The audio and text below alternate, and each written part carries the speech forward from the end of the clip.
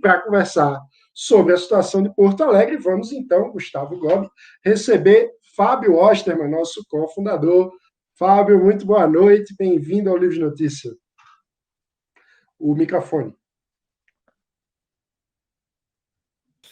Perdão, estava no mudo aqui. Boa noite, Mano, boa noite, Gobi, boa noite a todos os amigos que nos acompanham aí, Brasil afora. Um prazer estar com vocês. Fábio, e uma coisa que, para quem está acompanhando a eleição de fora de Porto Alegre, tem duas coisas que chamam a atenção. Primeiro, a Manuela Dávila tentando se vender como moderada. E segundo, uma acusação de que o Sebastião Melo, seu adversário, seria puramente um bolsonarista e representaria o projeto de Bolsonaro em Porto Alegre. Então, explica para a gente qual que é o cenário político aí.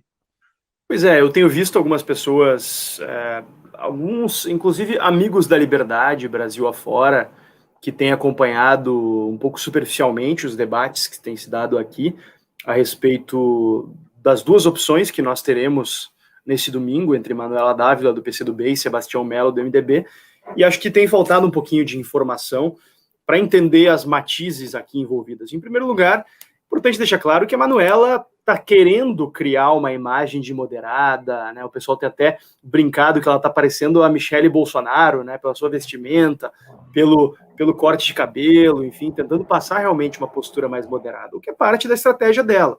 Mas ela não mudou as suas ideias da UJS, a União Juventude Socialista, do PCdoB, que, como todo mundo sabe, não passa, Brasil afora, de uma linha auxiliar do PT. A Manuela Dávila segue sendo uma petista, apesar de uma petista no PCdoB, que sempre foi uma linha auxiliar do projeto de poder petista, só que agora ela finalmente acredita que chegou a vez dela de ocupar o seu lugar na fila. Pela primeira vez na história das eleições, desde a redemocratização em Porto Alegre, o PT não vai lançar uma candidatura própria, o PT indicou o vice da chapa da Manuela, que provavelmente foi um acordo envolvido na desistência da Manuela de ser candidata à presidência em 2018, como vocês devem lembrar, ela foi lançada pelo PCdoB como candidata à presidência, à época ela era deputada estadual, inclusive, e abriu mão dessa candidatura em prol da candidatura do Haddad, e o que se ventila é que teria sido por meio de um acordo em que, em 2020, o PT a apoiaria para a prefeita de Porto Alegre. E ela tem feito uma campanha bastante efetiva em criar essa aura de moderação, só que ela segue defendendo as mesmas ideias, ideia de estatização. O plano de governo dela não fala tanto, aliás. Traz algumas ideias esdrúxulas, é verdade, como a proposição de um aplicativo municipal de corridas, de transporte passageiro, como se fosse um Uber municipal, e também um aplicativo municipal de entregas, como se fosse um iFood municipal. Vocês imaginam o que não seria, né? Em termos de gastança de dinheiro público, em termos de ineficiência, em termos de serviço público péssimo, como infelizmente acaba sendo a regra dos serviços públicos, né? Então, aqui a gente tem esse contraste de visões muito claramente expostas. Chega essa hora que a Assembleia, como costuma ter pouca gente na Assembleia, a essa hora eles desligam o ar-condicionado, geralmente poucos gabinetes que seguem ligados aqui, né? Então, por outro lado, a gente tem uma candidatura de alguém que construiu sua caminhada como um centro moderado, historicamente, né? Até pendendo para a centro-esquerda. Só que o próprio MDB no Rio Grande do Sul, nos últimos anos, acabou pendendo mais para a centro-direita. Ao longo da sua atuação na Câmara de Vereadores, ao longo da sua atuação no âmbito da política estadual, etc. Então, é importante posicionar Sebastião Melo, o candidato do MDB, como nem sendo também um esquerdista e nem sendo também como alguém da extrema-direita ou mesmo liberal. Ele não é um liberal. A gente tem alguém mais liberal como o candidato a vice dele, o Ricardo Gomes, que, enfim, não é alguém que eu tenho total afinidade, mas seguramente tenho mais proximidade de ideias e visão de mundo com ele do que qualquer um dos outros candidatos, né? Ele é vereador atualmente, aliás. Ô, Murilo, me ajuda a dar um jeito aqui no ar-condicionado, que não tá que Porto Alegre está uns 30 graus a essa hora aqui, por isso, e tomando chimarrão ainda, então. Por isso São Paulo tá frio, as coisas invertidas. Imagina o frio que deve estar aí. Pois é, mas a gente consegue ligar aqui, né? Desculpa, pessoal, probleminha técnico aqui.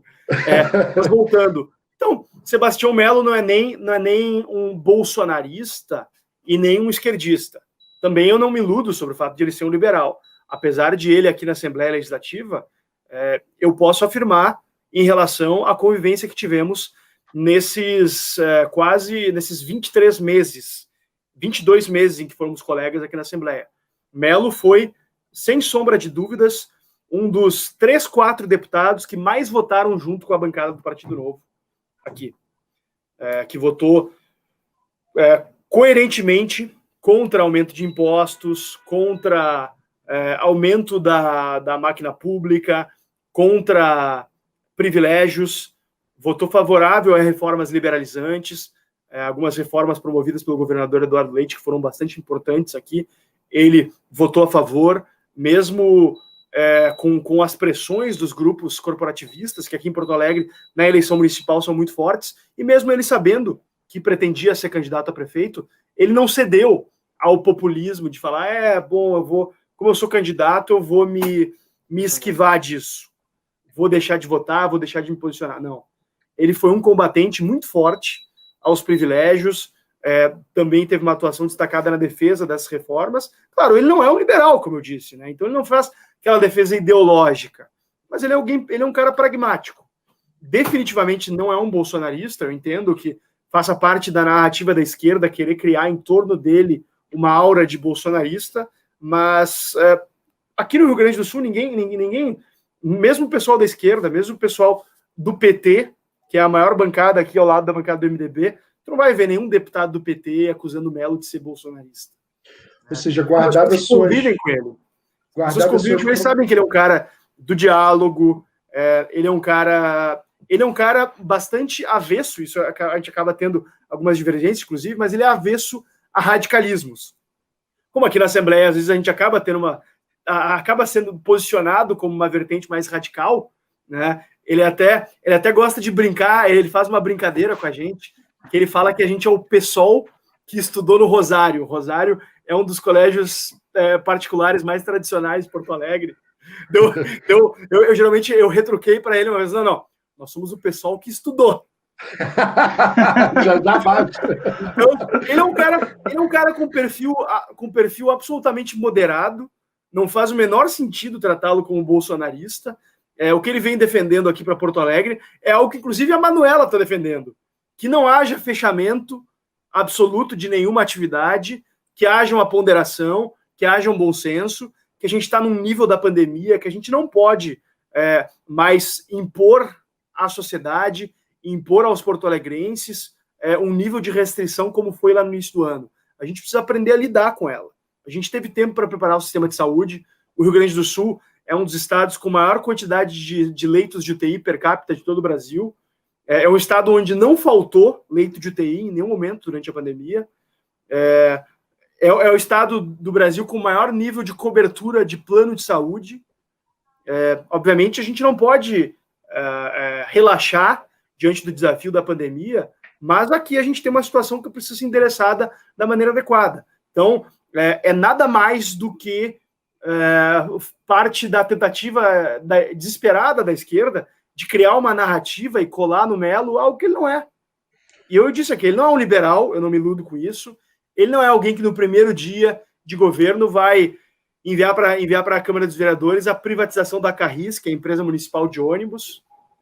Apesar de ele ter um viés favorável a isso, ele sabe que é um processo complexo e não vai ser uma prioridade para ele. Eu tenho noção disso. Eu, quando candidato a prefeito em 2016, defendi abertamente isso. Ele parte de uma outra vertente, mas dentre as opções postas, mesmo no primeiro turno, quando eu abri voto para ele e defendi o voto nele, de muita gente aí, acredito que ele ao lado do Ricardo Gomes, sejam hoje a coalizão mais bem preparada para endereçar os desafios que Porto Alegre tem nos próximos anos. Ou seja, guardando as particularidades locais, o Sebastião Melo está mais para um Eduardo Paes e um Bruno Collor. É um centro-direita moderado. Eu sei que tem perguntas aqui, mas um outro ponto bem importante também que ele e o Ricardo têm defendido é uma discussão mais ampla e mais aberta sobre o plano diretor. Uma discussão que não seja tão dominada como acontece historicamente aqui em Porto Alegre, pelos grupos de esquerda que tem um viés conservacionista, que acaba sendo um viés anti-desenvolvimento e, na prática, anti-pobre. É isso que tem que ser posto. Quem é contra o adensamento urbano se esconde por trás de um discurso ambientalista, mas, na prática, acaba sendo contrário a uma melhoria nas condições de vida das pessoas mais pobres, que é quem precisa de um adensamento maior, quem precisa de moradias mais baratas e mais próximas do centro. E acaba sendo antiambientalista também, né? Porque aí você aumenta o trânsito, aumenta a poluição. Né? Exato. O Eric Júnior Pereira trouxe um comentário que eu acho especialmente curioso. A gente está recebendo o Fábio, ele dizendo, aqui virou o MBL, infelizmente. Ele falou isso antes da gente começar a conversa. Então, eu achei engraçado. Virou o MBL, cara. Bom, curiosamente, eu sou um dos fundadores do MBL, mas como todo mundo sabe, eu deveria saber, eu deixei o MBL fazendo a crítica sobre os rumos que o movimento tem e tenho muito orgulho de ser um dos fundadores do Livres. Já a Ana Carolina Costa disse que estava esperando muito por essa live. A Tatiana Salles fala que lembra da Manuela Dávila cantando Rasta Sempre Comandante, uma rumba cubana dos anos 70 sobre Guevara. Parecia uma garota boba de centro acadêmico, mas já era vereadora ou deputada. E, além disso, diz que o estado do Rio Grande do Sul tem problemas fiscais gravíssimos e pergunta se isso se repete no governo municipal de Porto Alegre. Qual que é a situação fiscal da prefeitura, né? Sim, Tatiana, a situação fiscal da prefeitura é bem preocupante, não chega a estar no nível do Rio Grande do Sul, do estado do Rio Grande do Sul, mas na prefeitura também se repete uma situação de um grande número de inativos, um comprometimento muito grande das despesas com folha salarial. Existem alguns desafios aí que foram enfrentados pelo Marquesan, infelizmente acabou deixando muita coisa pela metade, pela sua incapacidade, inclusive, de construir uma maioria estável na Câmara de Vereadores, e eu acredito que o Melo vai ter condições de propor essa agenda de reformas, inclusive, que vão sanear as contas públicas de Porto Alegre para permitir que a gente possa avançar, né, e também fazer as parcerias público-privadas que já foram começadas do governo Marquesan. Acho que foi uma das grandes virtudes da administração Marquesan, foram parcerias público-privadas na infraestrutura, na iluminação pública, e o Melo e o Ricardo têm afinidade com essa pauta e tenho certeza que vão tocar. Mas assim, é importante deixar claro que em relação à minha postura, a minha opinião, e também a postura da nossa bancada do Partido Novo, nós elegemos 2 vereadores, a bancada do Partido Novo vai ser independente, esse apoio que a gente está dando no segundo turno é um apoio crítico, e que vai ser acompanhado de muita fiscalização e muita cobrança. O Melo e o Ricardo Gomes estiveram aqui no meu gabinete, um sentado de cada lado, e conversamos muito seriamente sobre isso. Que eu queria saber dos compromissos deles e queria saber da convicção deles de levar adiante uma agenda de convergência com aquilo que nós defendemos. E saí convencido de que eles são capazes e estão convencidos de que essa é a agenda mais efetiva para melhorar Porto Alegre.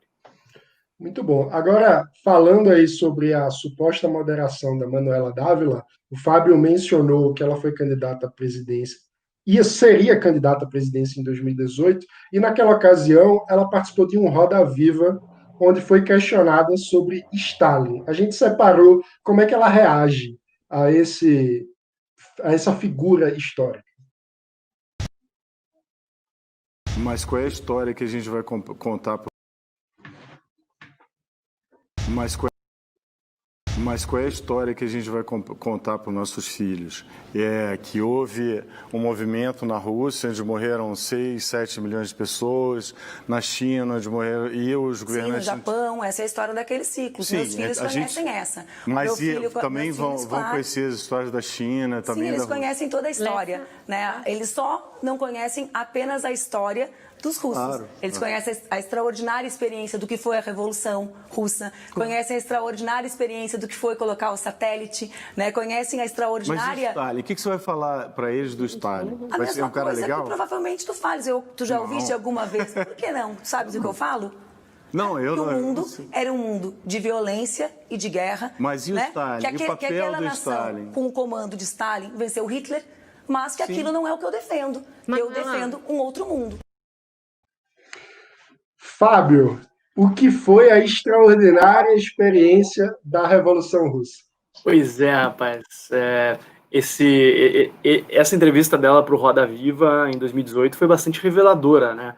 Uma pessoa que se nega a fazer uma crítica que foi feita inclusive pelos soviéticos. A partir do momento que Khrushchev abriu os arquivos, quando assumiu o cargo de secretário-geral do Partido Comunista Soviético, mesmo lá dentro, né? Na década de 50, os caras fizeram essa crítica. Mas a Manuela Dávila, em 2018, não foi capaz de fazer isso. E aqui em Porto Alegre também, em 2020, segue não sendo capaz. Então, eu acho que é um risco muito grande a gente colocar na prefeitura de uma cidade alguém que tem uma visão de mundo tão atrasada, tão deturpada e que sinaliza tanta coisa negativa, né? Por mais que ela hoje se coloque do lado de somos a moderação, somos o amor, somos o antirracismo, o antifascismo, somos a defesa dos direitos das mulheres, é importante que as pessoas olhem para além dessa superficialidade, para aquilo que vai impactar a vida delas de maneira prática. Uma pessoa que defende a União Soviética como uma experiência positiva não tem a menor condição, para não entrar em moral, mas não tem a menor condição intelectual e capacidade de fazer uma gestão pública minimamente comprometida com a realidade. Uma pessoa que não consegue compreender e assumir e reconhecer os graves problemas da União Soviética é uma pessoa que não vai ter condições de lidar no dia a dia com os dilemas de ação coletiva que se colocam no seu caminho. Ela não só não vai fazer as reformas que Porto Alegre precisa, mas também ela não vai ter a menor responsabilidade no trato da coisa pública com o dinheiro dos pagadores de impostos de Porto Alegre. Ela vai entregar uma prefeitura ao final de 4 anos mais quebrada ainda do que encontrou, e é um risco muito grande colocar uma pessoa com esse nível de irresponsabilidade completa. Eu digo que a Manuela só não é pior que o Boulos, né? Mas nesses termos, ela depois do Boulos, ela provavelmente é a pior candidata à prefeitura nesse segundo turno nas capitais brasileiras. Pois é, e uma coisa que a gente, na preparação aqui da pauta, estava lembrando de ocasiões, a gente pensou, mas a Manuela se vende tão moderninha, vão talvez alguém surja aí dizendo que não, vocês estão forçando a barra, ela não é stalinista.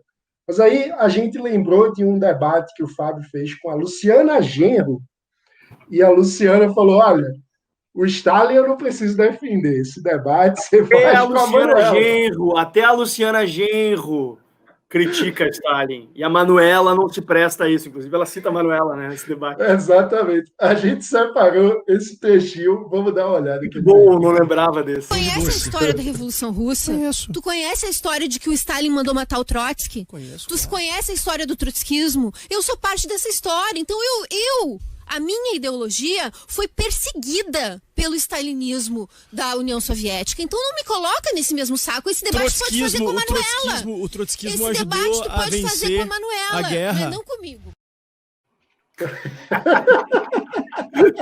Debater com a Luciana é sempre bem desafiador, né? Esse debate está no meu canal no YouTube, procurem por lá. Foi um debate bem interessante. Nas partes que ela me deixa falar, foi bem interessante também. Mas é isso aí, né? Imagina, a criatura não se presta a reconhecer o fracasso do stalinismo. Eu não vou nem exigir tanto dela reconhecer o fracasso do socialismo, que qualquer pessoa de bom senso deveria reconhecer, qualquer pessoa minimamente informada deveria reconhecer. Acho que assim, eu não vou esperar que todo mundo concorde comigo numa visão liberal de livre mercado, mas olha, a gente precisa partir pelo menos de um chão comum de bom senso em torno da democracia liberal, em torno do fato de que, beleza, a gente vai discutir se o Estado vai fazer mais isso, menos aquilo, se a gente vai... Mas, poxa, a partir do momento que a gente começa a divergir sobre democracia representativa, sobre ditadura, e nessas eleições, aqui em Porto Alegre, um dos lados defende abertamente ditaduras, e esse lado se chama Manuela Dávila. Manuela Dávila não é moderada, Manuela Dávila é de um partido, é uma liderança nacional de um partido que até hoje apoia o regime criminoso da Coreia do Norte. A mais atrasada ditadura do planeta é apoiada pelo Partido Comunista do Brasil. Nem o PSOL apoia a Coreia do Norte.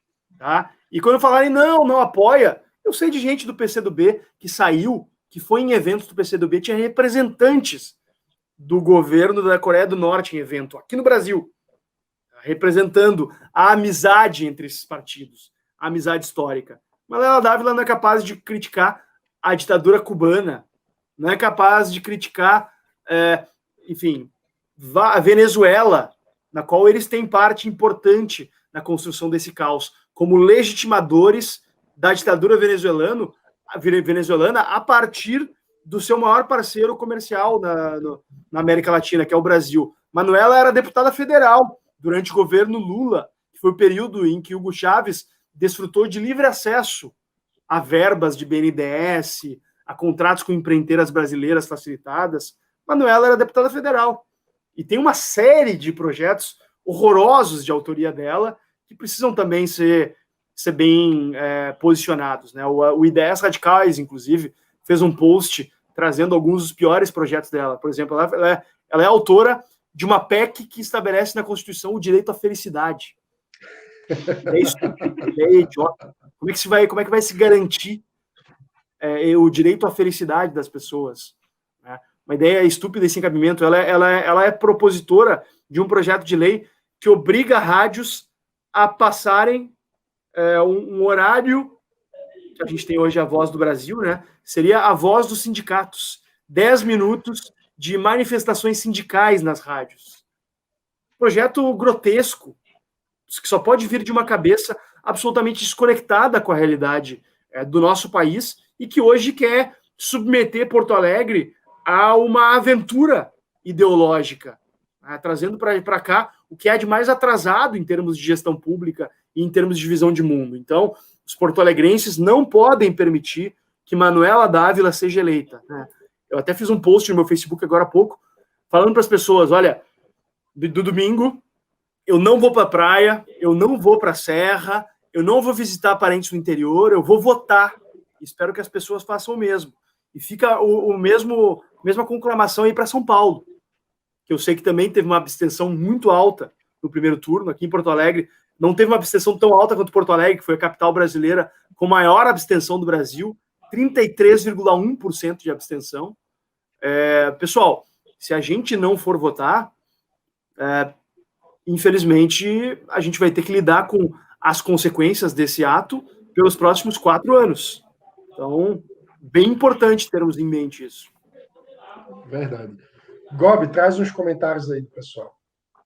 Bom, mano, tem algumas perguntas aqui. Começar com a do Paulo Sérgio. Ele pergunta por que muitos partidos insistem em lançar candidaturas com uma alta taxa de rejeição, como é o caso da Manuela Dávila. E aí acho que o Fábio pode explicar melhor. É falta de quadro em Porto Alegre? É uma disputa interna? Como é que você avalia isso, Fábio? A esquerda... A esquerda que tenta se vender como centro-esquerda, o PT e PCdoB, eles têm tido uma dificuldade estrutural ao longo dos últimos 20 anos em se renovar. A Manuela Dávila, por mais que ela seja relativamente jovem, ela tem 38 ou 39 anos, ela está na política desde sempre, né? Se elegeu vereadora com seus 22 anos, aproximadamente, e ela acabou sendo o quadro que tinha ali para o momento, devido a essa falta de oxigenação e renovação. E também ela é um dos quadros mais relevantes da esquerda nacional e da esquerda aqui em Porto Alegre. Essa é a terceira vez que ela concorre à prefeitura.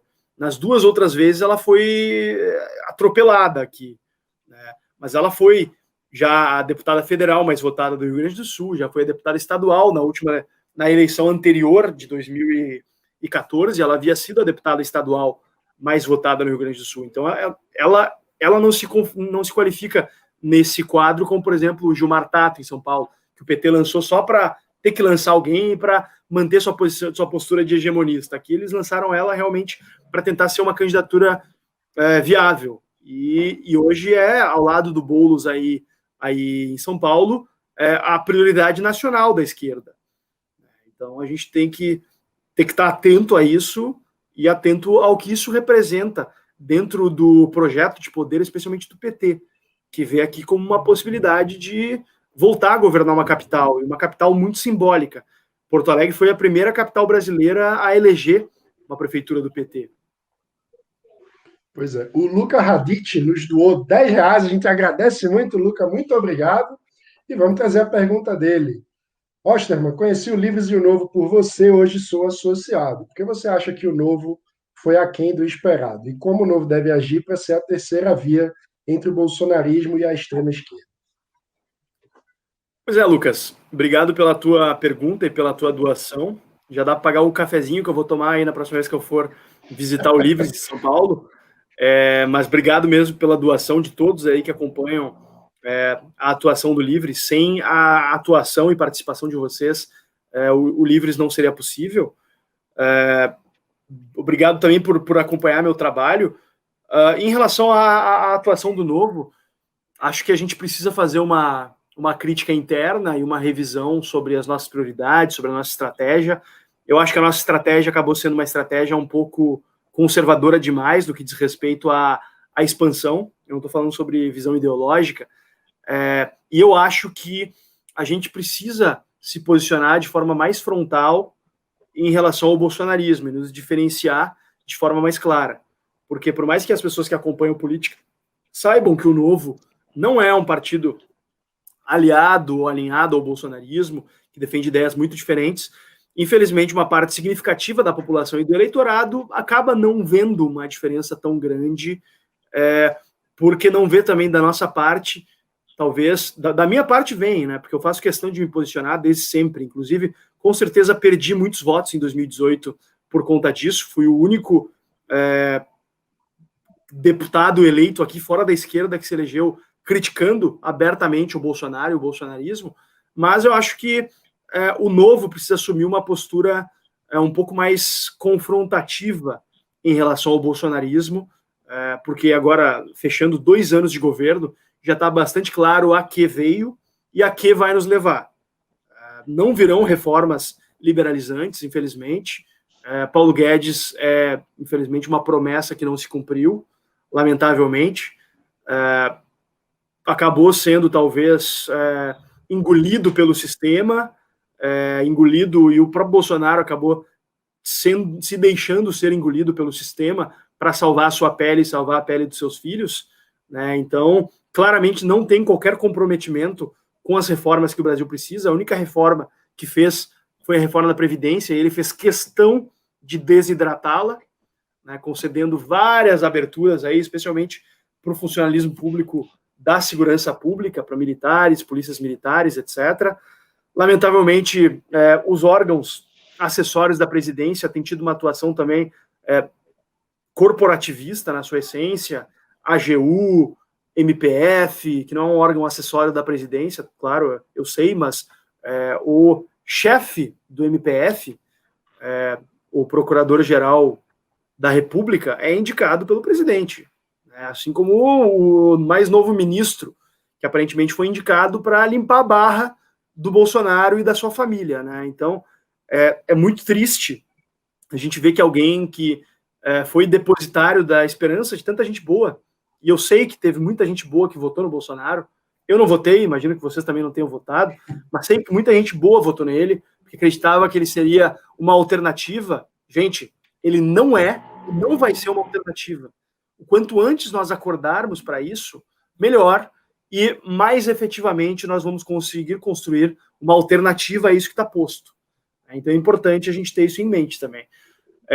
Mas em relação ao Novo, obviamente a gente esperava eleger mais.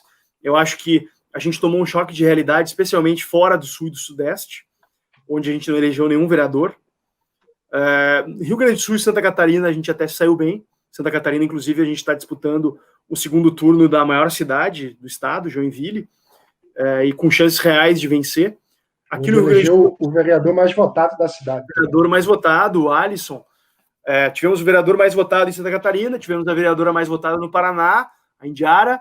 Aqui no Rio Grande do Sul tivemos o terceiro vereador mais votado, o Camozato, e elegemos vereadores em todas as cidades onde lançamos candidaturas. Obviamente a gente queria muito mais, né? Pessoalmente foi uma frustração pessoal minha, que foi seguramente sentida por muitos de vocês, aí a não eleição do Juan Saavedra, que ficou como segundo suplente, né? Mas já está pronto para a próxima aí, está confiante no seu dever e na sua missão de seguir defendendo a liberdade por inteiro. Fiquem tranquilos em relação a isso. Mas Brasil afora, realmente, acho que foi um baque, mas essas eleições, apesar de elas nos trazerem alguns ensinamentos, elas não podem servir também como uma conclusão objetiva e absoluta de que o partido está no rumo errado ou de que ela deu um recado claro. Essas foram eleições muito sui generis. Foi uma eleição em um período muito atípico, foi uma eleição em meio a uma pandemia, onde a campanha esteve dificultada, onde estava todo mundo de saco cheio de política, onde nunca a população esteve tão fragilizada economicamente e nunca partidos políticos tiveram tanto dinheiro nas suas mãos, né?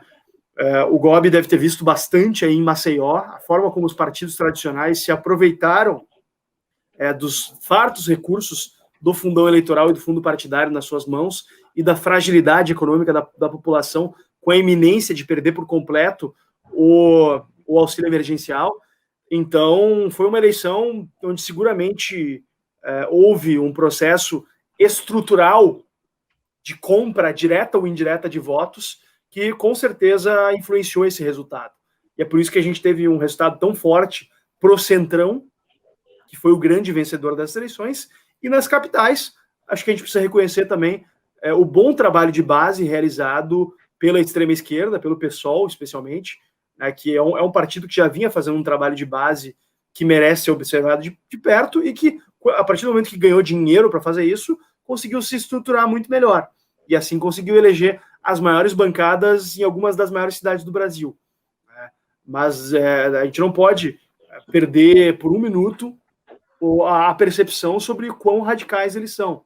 Eles estão buscando moderar um pouco a roupagem, mas seguem com o mesmo discurso radical e a essência do seu comportamento, e defendendo medidas que favorecem só a grupos corporativistas, elite do funcionalismo público, sendo contrários a reformas fundamentais que podem modernizar o nosso país, os nossos estados, as nossas cidades, e defendem, ao fim e ao cabo, os fundamentos do pouco de prosperidade que a gente tem no Brasil, né? Que é a estabilidade macroeconômica, que é o direito à propriedade privada, que é a liberdade individual e a liberdade econômica. Ó, tá me ligando aqui o Matheus Hector, se ele está nos assistindo. Um grande abraço para o Matheus, também candidato a vereador aí, associado nosso em São Paulo.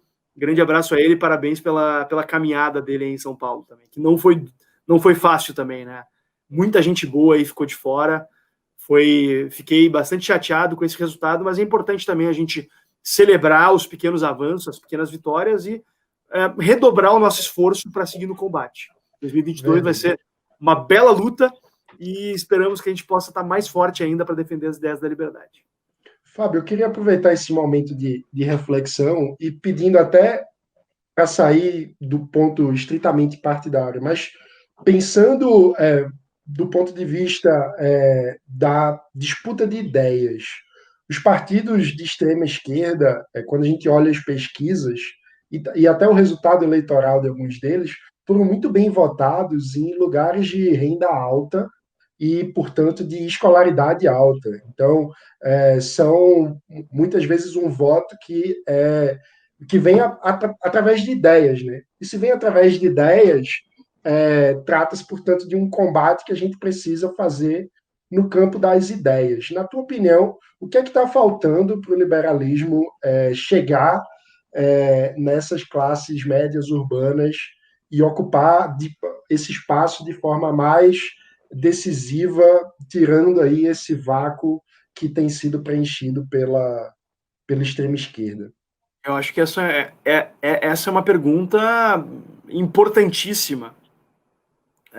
Eu adoraria ter a resposta de como chegar lá, mas eu acho que o caminho passa por a gente se organizar, a gente buscar diversificar os nossos esforços. A gente está em um momento em que muita gente veio para a política, o que é importantíssimo. Eu mesmo, né, que fui um ativista pela liberdade, trabalhando em ONGs, em institutos, em associações, em iniciativas variadas, eu vim para a política, muita gente boa veio para a política e está dando sua contribuição, mas é importantíssimo que a gente tenha um processo de renovação das organizações, que a gente tenha grupos como Livres fazendo um trabalho de base, fazendo um trabalho de treinamento. Eu acho que é importantíssimo, por mais que não renda resultados eleitorais, talvez tão de curto prazo, mas que a gente tenha mais iniciativas Brasil afora, como a da Carla Falcão, em Recife, por meio do Embaixadores de Zeis. É uma iniciativa muito legal, que buscava trazer jovens de baixa renda e incutir neles valores liberais, trazer uma educação em torno de valores liberais e do fato de que eles são sujeitos de direitos, têm direito à dignidade, têm direito a ter sonhos, têm direito a ter aspirações mais elevadas na vida do que simplesmente ter o trabalho que os pais deles tiveram, ficar submetidos a uma condição de vida trágica e que limita as suas possibilidades. Eu acho que a gente precisa, sim, ter trabalhos mais enfocados em conhecer, encontrar e endereçar as necessidades da população mais carente, sem perder de vista também, claro, a nossa visão filosófica, aquilo que a gente defende, aquilo que nos diferencia, que é a defesa da liberdade, sem ceder a populismo, sem ceder a clientelismo, mas a gente precisa estar mais próximo, sim, desse dia a dia. E em eleições municipais a gente vê muito o impacto disso, né? Porque a eleição municipal é a eleição onde as pessoas votam em quem está junto dela, em quem está próximo dela. Numa eleição mais para deputado estadual, deputado federal, governador, presidente, senador, são eleições em que a pessoa consegue votos mais, digamos assim, no atacado. A eleição para vereador é uma eleição do varejo, e uma eleição onde cada voto vale muito. E hoje, nas grandes capitais brasileiras, a população de menor renda é a maioria. E se a gente não tiver o voto dessas pessoas, se a gente não conseguir ganhar os corações e as mentes dessas pessoas, a gente vai estar limitado a uma parcela pequena do eleitorado permanentemente. Acho que a gente precisa aprender com o PSOL, apesar de a gente disputar os corações e as mentes da classe média e da classe alta hoje, se vê bem claramente pela votação, especialmente em São Paulo, onde se tem mais claramente essa visão de, no centro, ali da Sé para baixo, da Sé até a Marginal Pinheiros, se tem os bairros de classe mais alta, ali se vê claramente que são os bairros onde o Novo e o PSOL são mais votados. E o Novo, só que o PSOL conseguiu se espraiar para outras áreas, enquanto o Novo acabou ficando mais restrito a isso. Então a gente precisa fazer essa reflexão, não só como Partido Novo, mas também como movimento liberal. De que forma a gente vai oferecer a essas pessoas uma perspectiva de futuro, uma perspectiva de melhoria nas suas vidas, e especialmente nesse momento que a gente vive, onde a gente está sob um governo que se vende como liberal, que se vende como reformista, mas está na prática tendo ações, por ação ou por omissão, que estão levando a uma dilapidação do nível de renda dos mais pobres. A gente só não está tendo ainda inflação, mas todo o resto, depredação do câmbio, precarização de investimentos em serviços públicos básicos, comprometimento de receita com gastos públicos, a gente está tendo. E rumando para um déficit público cada vez mais preocupante, a gente está tendo. Então, a gente precisa ter essa autocrítica, fazer essa reflexão. Como eu disse, eu não tenho uma resposta fácil e também bem acabada para isso. É algo sobre o qual eu tenho refletido, é uma angústia que eu tenho também, como liberal e como pessoa que quer viver num país melhor para todos. E acho que como liberais a gente precisa ter sempre em mente isso. Nós não defendemos, diferentemente daquilo que parte da esquerda tenta colar na gente a pecha, o liberal defende o interesse dos mais ricos. Quem defende o interesse dos mais ricos é quem é contra a reforma da Previdência, é quem é contra teto de gastos, é quem é a favor da gastança estatal, porque a gastança estatal beneficia desproporcionalmente os mais ricos, ela compromete preferencialmente os serviços públicos que são ofertados lá na ponta. O primeiro lugar a faltar dinheiro é saúde, é segurança, é educação. Aqui no Rio Grande do Sul a gente sente isso na pele. Desembargador, promotor, deputado, conselheiro do TCE recebe seu salário rigorosamente em dia desde sempre. Professor, policial, agente de saúde recebe seu salário atrasado, parcelado, há mais de 5 anos no estado do Rio Grande do Sul por conta da crise. A gente até propôs uma medida para tentar atenuar essa situação, que é a chamada PEC do 12º, que mudaria a regra de distribuição e faria com que os poderes e órgãos com autonomia orçamentária administrativa, como esses que eu citei, né, o Ministério Público, o Judiciário, Legislativo, Defensoria e TCE, compartilhassem mais dessa crise, mas, como já era de se esperar, a esquerda vem combatendo, né? Porque a esquerda não está interessada em defender o interesse do pequeno, defender o interesse daquele que está lá na ponta, se ralando com serviços públicos ruins ou com salário atrasado. Eles estão interessados em defender uma ideia abstrata de serviço público valorizado, que na prática acaba sendo o interesse do autofuncionalismo. Então, é importante que nós, liberais, contextualizamos a nossa defesa como a defesa da liberdade alheia e a defesa do único caminho que vai trazer mais prosperidade para os mais pobres no Brasil, que é por meio da emancipação pessoal, da liberdade econômica e da reforma do Estado. Belíssimo. Fábio, deixa eu aproveitar aqui algumas perguntas sobre a Câmara de Vereadores. O Marcos Júnior pede para você avaliar se a Câmara de Porto Alegre melhorou ou piorou. E o Murilo Von diz que os 2 vereadores mais votados para a Câmara de Porto Alegre nas eleições de 2020 são do PSOL, a Karen Santos e o Pedro Ruas. E aí ele pergunta se o PSOL está tomando protagonismo no Rio Grande do Sul. Olha, está crescendo, né? Está crescendo, sem dúvidas.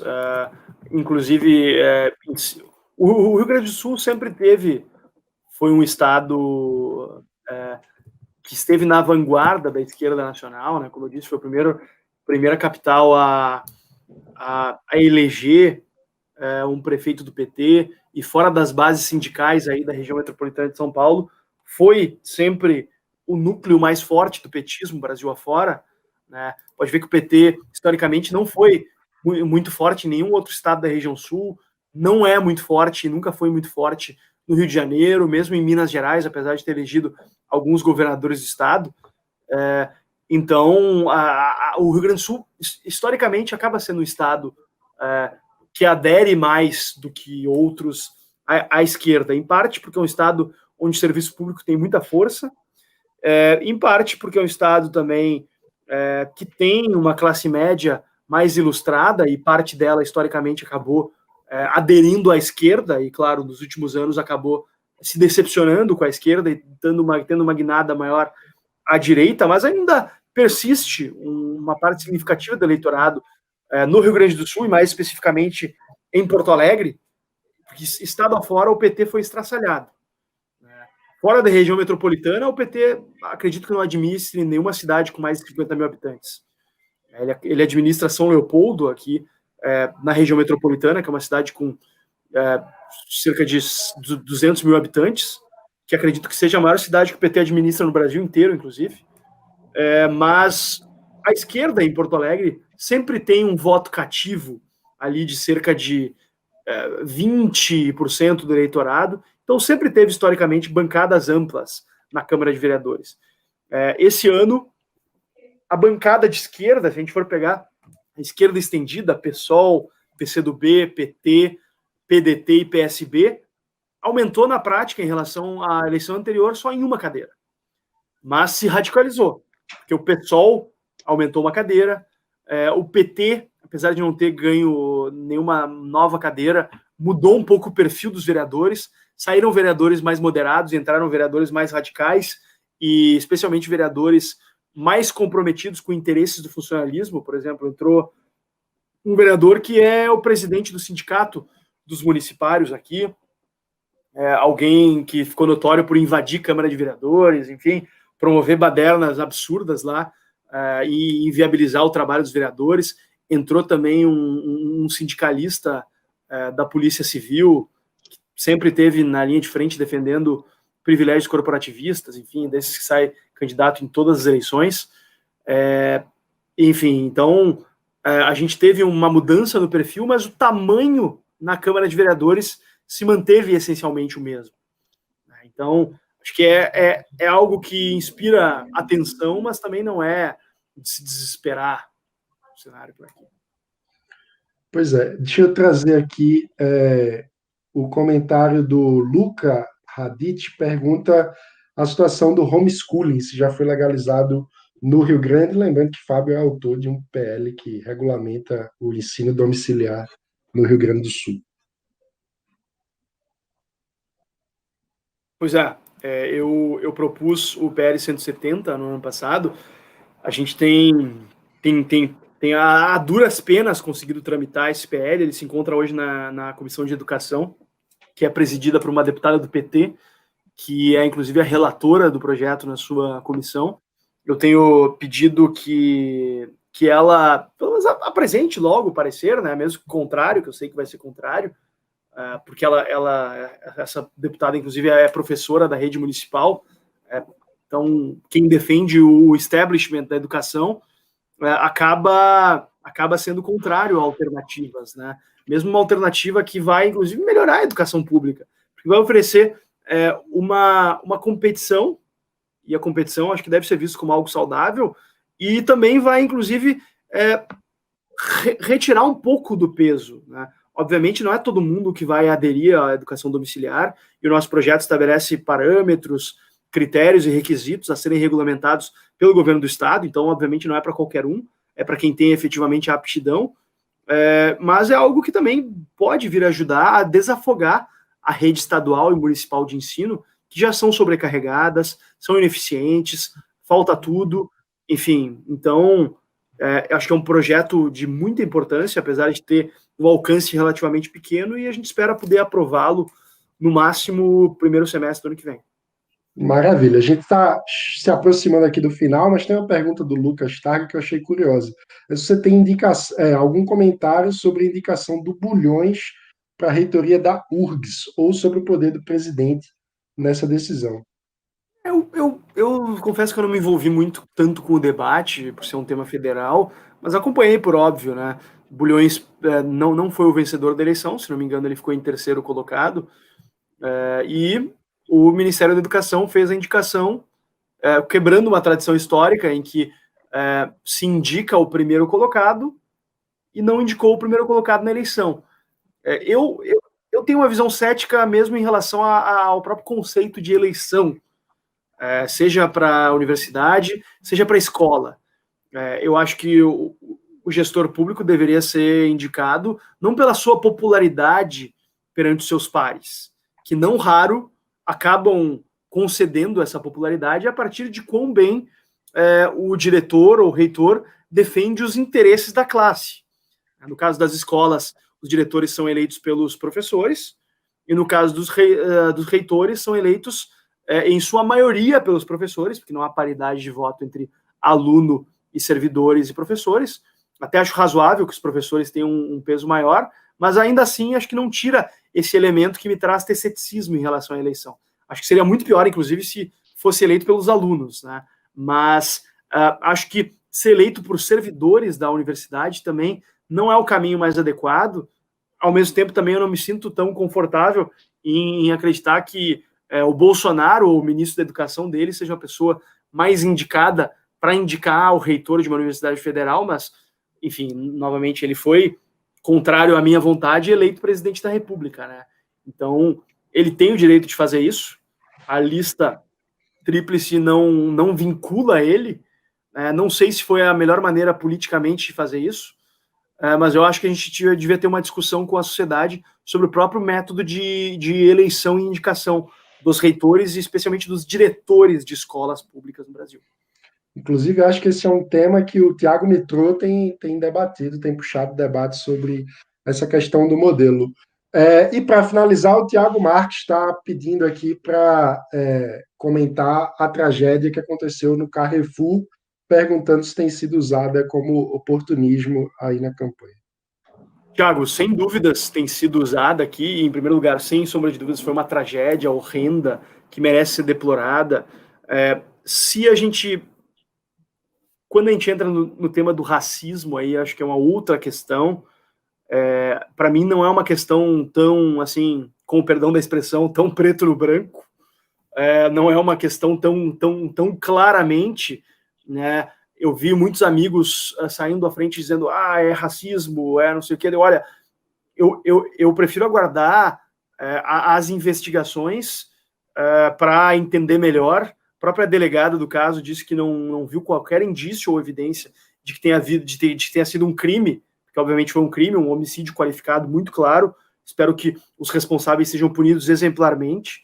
Eu acho que é muito mais fruto de uma cultura de desprezo pela vida alheia e de impunidade, que acaba sendo especialmente enfocada nos mais pobres em geral, porque há uma percepção, talvez até instintiva, especialmente por aqueles que estão ligados ao aparato repressor, estatal ou privado, de que atos de violência contra pessoas mais pobres tendem a não dar nada. Eu tenho certeza que se eu tivesse feito o mesmo, eu chegando lá, saindo de uma sessão, indo de terno, e tivesse dado um soco no segurança, não teriam me espancado até a morte. É fato. Mas eu confesso que eu não tenho tanta certeza se alguém que, mesmo tendo a minha cor, tivesse características que denotassem ser uma pessoa de mais baixa renda, se os seguranças não tivessem feito, não teriam feito algo similar. Eu não tenho tanta certeza assim. Mas eu acho muito lamentável que os grupos mais à esquerda estejam se utilizando disso para fomentar uma narrativa de destruição, uma narrativa de luta de classes. Na manifestação que aconteceu na sexta-feira lá, que terminou em destruição, não só do Carrefour, mas de lojas, bancas de jornais nos arredores que não tinham nada a ver com o assunto. Não que a destruição do Carrefour também seja justificável, mas é pelo menos mais compreensível. A gente viu, não só a Manuela Dávila estava lá, mas também gente dela distribuindo panfleto, fazendo discurso, dizendo que as pessoas sabiam em quem tinham que votar no outro domingo, etc. Enfim, então a esquerda segue tentando instrumentalizar esses movimentos de indignação, em que acho que a prioridade deveria ser oferecer o nosso apoio, o nosso respeito à família da vítima. Inclusive, eu vi a filha do homem reclamando de manifestações políticas nessa manifestação. Eu acho que como um ato de violência deve ser repudiado, acho que merece um debate sobre o fato de ter sido ou não racismo. Eu não me considero o dono da verdade em relação a isso. Eu busco encontrar as informações e, a partir delas, tecer julgamentos, mas acho que a gente precisa também ter cuidado para não se render às turbas raivosas que emitem julgamentos a partir das informações que recebem nas redes sociais e que favorecem as suas narrativas. Eu fiz um vídeo, postei no meu canal no YouTube, fica o convite aí pro pessoal, até confesso para vocês que ficou um vídeo até um pouco chato, porque foi um vídeo de 30 minutos em que eu tive que fazer uma série de ressalvas, dado o fato de que é um vídeo delicado, sobre um assunto delicado, um assunto desconfortável, sem sombra de dúvidas, para qualquer brasileiro, mas que eu achei que fosse importante eu tecer alguns comentários, algumas considerações. Então, quem quiser dar uma olhada, na minha opinião, de forma mais amplificada, e puder, claro, me dar seu feedback, eu agradeço muito. Só procurar aí por Fábio Osterman, racismo, enfim, que vocês vão encontrar, ou procurar também no meu canal no YouTube. A gente põe o link na descrição desse vídeo daqui a pouco. Maravilha! E vamos com isso chegando ao final. Surgiram várias perguntas aqui. O Fábio é ótimo, que rende diversas perguntas do público. Pessoal, sente falta, a gente tem que fazer com mais frequência, Fábio. Pessoal... Pois é, mas fico, como sempre, à disposição aí nas minhas redes sociais, nos meus canais, para o pessoal que quiser acompanhar mais meu trabalho, tiver questionamentos, divergências, discordâncias, enfim. Eu fui um cara que construiu minha atuação pública também tendo um contato bem próximo com as redes sociais, conversando e dialogando com as pessoas, nem sempre concordando, né, mas faz parte do jogo democrático, e fico à disposição aí. Estou em todas as redes sociais, bem fácil de me encontrar. É isso aí. Pessoal, muito obrigado a todos. Gobi, Fábio, você que nos acompanhou.